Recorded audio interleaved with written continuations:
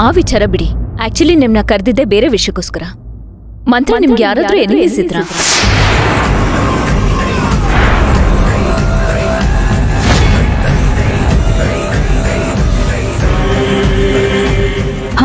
ಒಂದು ನಿಮಿಷ.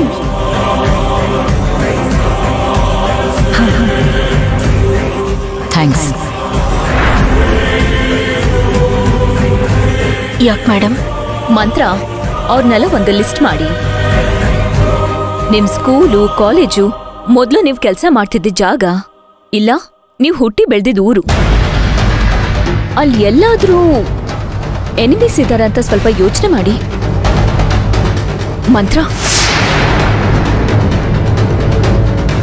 ಮೇಡಮ್. ಹೇಳಿ. ಅದು ನೀವು ಹೇಳ್ದಾಗಿಂದ ಯೋಚನೆ ಮಾಡ್ತಾನೆ ಇದ್ದೀನಿ. ನನಗೆ ಆ ರೀತಿ ಎನಿಮೀಸ್ ಅಥವಾ ನನ್ನನ್ನು ದ್ವೇಷ ಮಾಡೋರು ಯಾರೂ ಇಲ್ಲ. ಹೌದಾ? ನಂಗೆ ಯಾರು ಹಿಡಿಸ್ಲಿಲ್ಲ ಅಂದ್ರೆ ನಾನು ಅವರಿಂದ ದೂರ ಹೋಗ್ತೀನಿ, ಇಲ್ಲ ಅಂದ್ರೆ ಅವರನ್ನೇ ದೂರ ಇಡ್ತೀನಿ. ನಾನು ಅನಾಥೆ. ಅಪ್ಪ ಅಮ್ಮ, ಊರು, ಕೇರಿ, ಬಂಧು ಬಳಗ ಯಾರೂ ಇಲ್ಲ. ಇನ್ ಶತ್ರುಗಳು ಎಲ್ಲಿಂದ ಬರ್ತಾರೆ? ನೀವು ಅನಾಥೆ, ಪಾಪ ಯಾರೂ ಇಲ್ಲ.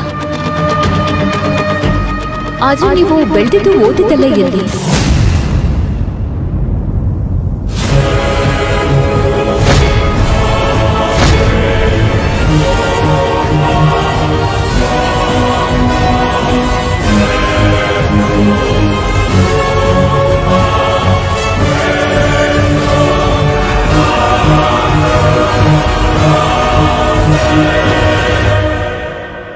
ನಾನು ಅನಾಥಾಶ್ರಮದಲ್ಲೇ ಓದಿ ಬೆಳೆದಿದ್ದು. ಓಹೋ, ಅನಾಥಾಶ್ರಮನ? ಅಲ್ಲಿ ಯಾರಾದ್ರೂ ನಿಮ್ಮೇಲೆ ದ್ವೇಷ ಇಟ್ಕೊಂಡಿರ್ಬೋದಲ್ವಾ? ಅನಾಥಾಶ್ರಮ ಅಂದ್ರಲ್ಲ, ಯಾವ ಅನಾಥಾಶ್ರಮ?